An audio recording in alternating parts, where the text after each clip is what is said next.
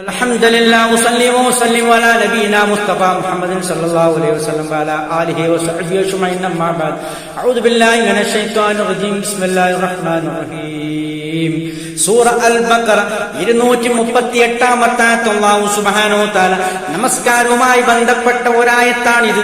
ഹാഫിളു അലസ് സ്വലവാതി, നിങ്ങൾ നമസ്കാരങ്ങളെ സൂക്ഷിക്കണം അല്ലെങ്കിൽ സംരക്ഷിക്കണം എന്ന് പറഞ്ഞാൽ എന്താണ് ഇതിന്റെ അർത്ഥം? ഹിഫ്ളുസ്വല എന്ന് പറഞ്ഞാൽ അതിന്റെ അർത്ഥം കൃത്യമായി നമസ്കാരം അതിന്റെ ആ സമയത്ത് തന്നെ കൃത്യമായി അതിന്റെ കൃത്യനിഷ്ഠയോടുകൂടി നിർവഹിച്ച് നിലനിർത്തി പോരുന്നതിനാണ് ഇത് പറയുന്നത്. ഹാഫിളു അലസ് സ്വലവാത്ത്, നിങ്ങൾ സ്വലവാത്തുകളെ നമസ്കാരങ്ങളെ സൂക്ഷിക്കണം എന്ന് പറയുന്നത്.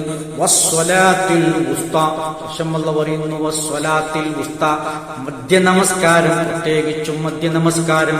പണ്ഡിതന്മാർ ഇതിനെ വിശദീകരിച്ചിരിക്കുന്ന മധ്യ നമസ്കാരം എന്ന് പറഞ്ഞാൽ സുബഹിയും ളുഹറിന്റെയും ഇടയിൽ വരുന്നതും അതുപോലെ രാത്രിയിലുള്ള മഗ്രിബിന്റെയും ഇശാഇന്റെയും ഇടയിൽ വരുന്ന നമസ്കാരം, അതായത് അസ്ർ നമസ്കാരത്തെ കുറിച്ചുള്ള സൂചനയാണിതെന്ന് ഭൂരിപക്ഷം പണ്ഡിതന്മാരുടെയും അഭിപ്രായമുണ്ട്.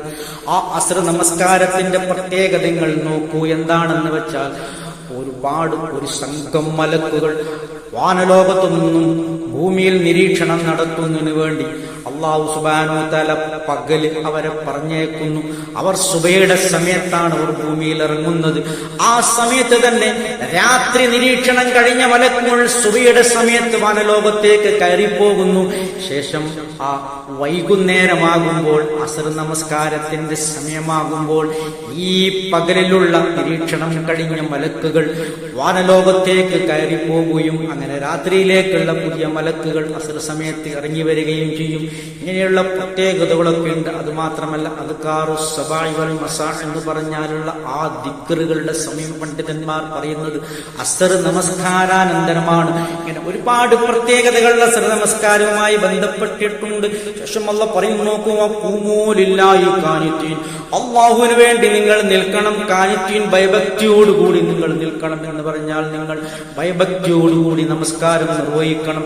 അടക്കവും ഒതുക്കത്തോടും കൂടി നിങ്ങൾ നമസ്കാരം നിർവഹിക്കണം. അന്യ ചിന്തകളില്ലാതെ ഭക്തിയോടുകൂടി കൃത്യമായ അടക്കത്തോടും ഒതുക്കത്തോടും കൂടി നിങ്ങൾ നമസ്കാരം നിർവഹിക്കണം. അതാണ് നിങ്ങൾക്ക് ഖൈർ എന്നാണ് ഈ വചനങ്ങളിൽ കൂടി അല്ലാഹു നമ്മെ ഉണർത്തുന്നത്. ഇത്രയുമാണ് ഇതുമായി ബന്ധപ്പെട്ട് വിശദീകരിക്കാനുള്ളത്.